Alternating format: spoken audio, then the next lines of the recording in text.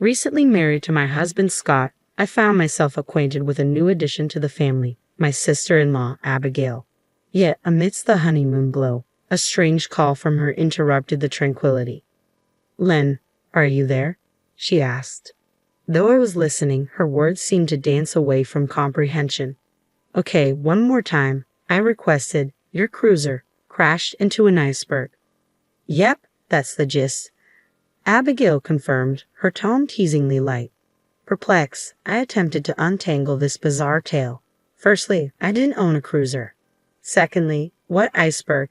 We resided in Los Angeles, a far cry from Arctic or Antarctic waters.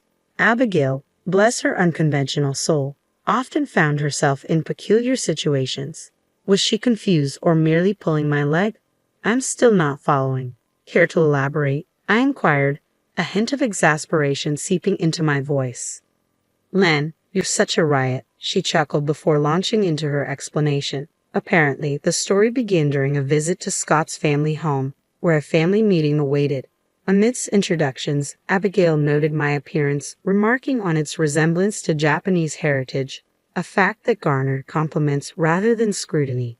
Relief washed over me, replaced by gratitude for the acceptance I feared I might not receive. Yet the conversation took an unexpected turn when Victoria, my future mother-in-law, inquired about our Los Angeles abode. Curiosity turned to concern as their questions veered towards specifics about our home and car. Despite my reservations, the prospect of bonding with Scott's family prevailed, leading me to brush aside the unease lingering beneath their inquiries.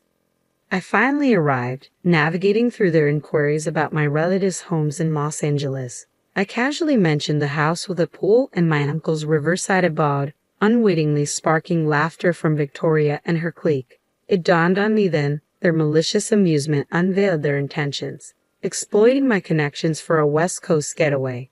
The realization struck hard they were poised to take full advantage of my familial ties. Yet voicing my concerns felt precarious. Complaining might risk their acceptance of our newly minted marriage, so I opted to endure, rationalizing that the trick wasn't imminent. By the time it materialized, I reasoned we'd be in a better position for a candid conversation. So, for the time being, I avoided broaching the subject. Despite my efforts to keep distance, Abigail persisted, escalating her contact frequency. Initially, it was manageable, a weekly check-in or a casual decline, but soon, it morphed into a relentless barrage.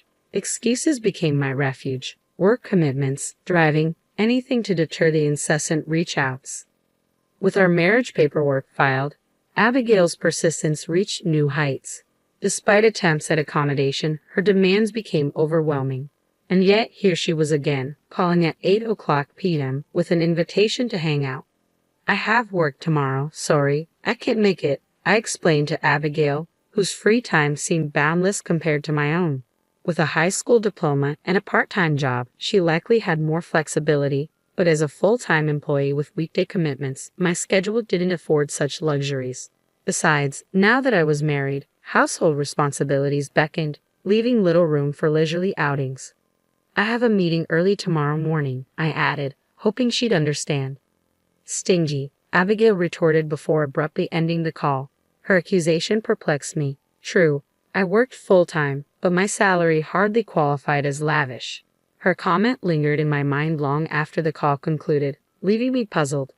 The next day brought another unexpected call, this time from Victoria, Scott's mother. "Len, want to go shopping together?" she asked cheerfully.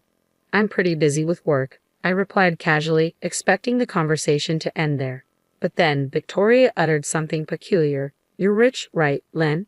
I wanted to consult you about some brands I'm interested in." Her assumption caught me off guard. "I'm not rich," I replied, my confusion mounting. Victoria's reasoning was equally baffling. Did living in Los Angeles automatically equate to wealth? If so, did that mean all Los Angeles residents were affluent? Such thoughts swirled in my mind as I struggled to comprehend. "Sorry, did you just say something about being rich?" I questioned, seeking clarification. Victoria seemed unfazed by my query. "Aha, yes I did. What about it?" she replied casually, as if it were the most natural thing in the world. "I'm not rich," I reiterated, feeling the need to clarify, but Victoria's response only deepened my bewilderment. But he lived in a house with a pool, she pointed out, as though it were an indicator of vast wealth. Her words left me speechless. As I sighed in exasperation, Victoria seemed to realize her mistake. Sorry, it was just a misunderstanding, she apologized, though her assumption still hung heavily in the air. With those words, Victoria abruptly ended the call, leaving me utterly puzzled. What was that all about? No matter how much I mulled it over, the answer remained elusive. Seeking clarity, I confided in Scott, who took it upon himself to confront Victoria and Abigail on my behalf. According to Scott, here's what had transpired. Upon learning that I resided in Los Angeles, particularly in a house with a pool, Victoria and Abigail jumped to a conclusion. Beverly Hills. In their minds, Beverly Hills equated to wealth, and by extension, so did I. While it wasn't unreasonable to associate affluence with Beverly Hills, their assumption was flawed. I lived in Los Angeles, not Beverly Hills. Yet they clung to their belief, probing me with questions about my home. Though I found their inquiries odd, I couldn't bring myself to fabricate a falsehood, unwittingly feeding into their misconceptions. While a house with a pool might be commonplace in California, it was almost unheard of in Birmingham, where I hailed from. It seemed Victoria and her entourage had misunderstood, thinking I was wealthy. Perhaps they saw my marriage as an opportunity to reap monetary benefits. Their frequent contact aimed to solidify this bond, hoping for some advantageous outcome. Eventually, Scott intervened, clarifying the misunderstanding. However, Victoria and her cohorts seemed disgruntled by the revelation. Perhaps they harbored visions of luxurious trips and nightly revelries, only to have their hopes dashed. Despite their disappointment, it was a relief that the misunderstanding had been cleared up. Sometime later, the dust settled and the incident faded into memory. When I broached the topic of wedding plans with Victoria's family, I couldn't help but wonder how they'd react if the misunderstanding persisted. Victoria surprised me, though, expressing concern about the wedding's extravagance. "What kind of wedding are you planning? You're not going for something too extravagant, right?" she asked, her tone cautious. Agreeing with her sentiment, I suggested a small, intimate affair with only close family, a notion she seemed to appreciate. Her concern was a welcome contrast, but Abigail remained somewhat aloof, casting doubt on our relationship.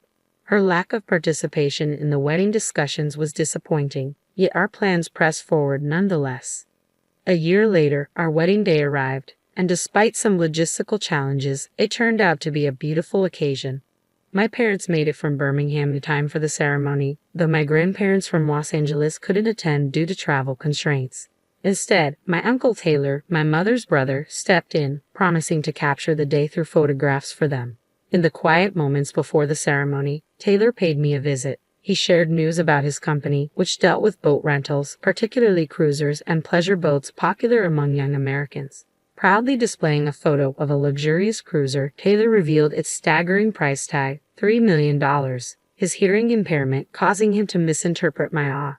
As I marveled at the generosity, he unveiled another surprise, a picture of a pleasure boat, a wedding present for me. According to Taylor, his company had set it aside for my use whenever I visited his riverside home. Grateful, I thanked him sincerely. However, our private moment was interrupted by Abigail's sudden entrance. Her sly smile hinted at her eavesdropping outside the dressing room. Realizing she had overheard, I hesitated, knowing she'd likely insist on joining any boat excursions. Reluctantly, I acknowledged her presence, bracing myself for her inevitable inquiries about the newfound gift. "Taylor gave me a boat," I remarked, astonished by his generosity. Abigail's lack of enthusiasm was almost a relief. Taylor explained it was a second-hand boat from his company, a thoughtful gesture rather than disposing of it. Once Taylor left, I moved to the mirror to touch up my makeup. Catching Abigail studying the photo Taylor brought, I couldn't help but wonder if her disinterest was genuine. However, she vanished soon after, leaving me to ponder her motives. During our journey home, Victoria broached the topic of informing my grandparents about the marriage. Assuring her I had already done so, she suggested a visit, hinting at a family trip to the West Coast. Despite my reservations, Victoria persisted, revealing that Taylor had expressed his desire for us to visit. Although I doubted Taylor had heard Victoria's suggestion, I declined, not wanting to impose on him. Victoria's sudden change of demeanor, expressing concern for my grandparents, made it hard to refuse. Eventually, Pushed by Victoria's persistence, we agreed to combine the trip with our honeymoon. Despite my initial reluctance, I found myself looking forward to reuniting with my grandparents and exploring the West Coast. With a positive mindset, I embraced the upcoming adventure, determined to make the most of it. Several months after the wedding, we embarked on our journey to the West Coast, utilizing our summer vacation for the trip. When I explained the situation to Taylor, he readily agreed to host us. So, with Scott, Victoria, Abigail, and myself, we headed to Taylor's house in Los Angeles. Unfortunately, my father-in-law couldn't join us due to work commitments. Nevertheless, it marked our first family trip since tying the knot, and I was eager to use this opportunity to strengthen our bonds. Upon arrival, we spent the day joyfully reuniting with my grandparents and introducing Scott to them. I also introduced Victoria and Abigail, and we all enjoyed a family gathering. Abigail's natural cheerfulness quickly endeared her to Taylor's family, and even Victoria seemed to be having a good time. It felt like we were taking a step closer to becoming a real family. The following day, my brother Kevin, who lived alone in San Francisco, came to visit. As we conversed, I realized Victoria and Abigail were nowhere to be found. Scott, who was helping my aunt, hadn't seen them either. Just as I began to worry, I received a call from Abigail. "Hey, Len," she exclaimed, bursting into laughter. "Where are you?" I asked, puzzled by her joviality. "It's a secret," she teased. "I just wanted to tell you something." "What?" I prompted, my curiosity piqued. "Your cruiser," she began mischievously. "I deliberately crashed it into an iceberg and sank it," Abigail confessed with uproarious laughter over the phone. That was the extent of her explanation. Trying to piece it together, I recalled something from the wedding day. Taylor had gifted me a pleasure boat. Abigail, eavesdropping on our conversation, might have mistaken it for the cruiser she mentioned. "Wait, if it's my boat, it's at my house," I clarified, recalling the pleasure boat at Taylor's.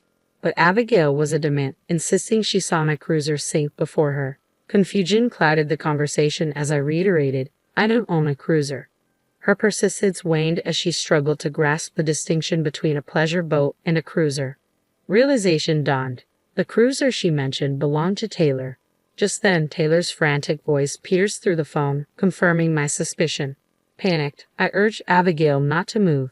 In Los Angeles, sinking a boat and fleeing was no trivial matter. As Abigail's sobs reached my ears, I realized the gravity of the situation. "Mom, help me," she pleaded desperately to Victoria, her voice trembling with fear. "I don't know, Abigail. You did it on your own. Help me." Taylor and Abigail seemed to pass blame back and forth. As long as they stayed put, I felt relieved. Hastily, I contacted Scott and made my way to the marina where Taylor's cruiser was docked. The marina was only a few minutes' drive away, but upon arrival, I found several police officers already on the scene. In a state of shock, Taylor recounted the events. Early that morning, Abigail and Victoria had requested to go on the cruiser, but their strong Alabama accent made their English difficult to comprehend. Taylor assumed they wanted to borrow the cruiser, which he found confusing given their pronunciation. Seeking Abigail's perspective, she explained, "I kept telling Taylor to let me on Len's cruiser." However, Taylor struggled to understand her. "You actually said that?" I questioned, puzzled. "Yeah, but he didn't quite understand me," Abigail admitted. "I think I get what she's trying to say," I mused, considering the possibility of a miscommunication. Checking with Taylor about what he heard, he clarified, "Lisa's cruiser." The pronunciation wasn't far off, and with Abigail's strong Alabama accent, it wasn't surprising it was misinterpreted. Taylor, recognizing Abigail's persistence, assumed she wanted to lease a cruiser for an extended period. Mistaking his kindness for permission, Abigail boarded his own cruiser, believing it to be mine. It seemed like a simple misunderstanding, but one question lingered. "Why did you want to sink my cruiser?" Abigail's motive became clear. She believed I was hiding my wealth and sought revenge for what she perceived as a lie. While sinking a cruiser seemed extreme, it stemmed from her sense of betrayal. Still, questions lingered, and I confronted her about operating the cruiser without a license. "Had just kind of figured it out by watching Taylor," she admitted, a hint of guilt in her voice. According to Abigail, her intention was merely to cause a little trouble. However, her plan spiraled out of control when the cruiser moved unexpectedly, leading to its collision with the dock and subsequent sinking. Faced with a dire situation, she panicked and failed to call the police. Instead, she concocted a ludicrous story about hitting an iceberg, hoping to elicit a panicked response from me. Abigail's flawed reasoning stemmed from a Hollywood movie depicting a ship sinking after hitting an iceberg. Believing Hollywood filmed in Los Angeles due to nearby icebergs, she assumed their existence in the area. It was a bizarre and whimsical chain of events, but her intention was clear: to make me worry and rush to her aid. Scott scolded both Abigail and Victoria, and the matter was settled with repairs paid for by us. Despite Abigail's protests about her new job at a river cleaning company, it was a consequence of her actions. Meanwhile, Victoria's decision to work for Abigail's sake resulted in fewer contacts from her end. While I aimed to mend our relationships, it was essential for them to understand the consequences of their actions.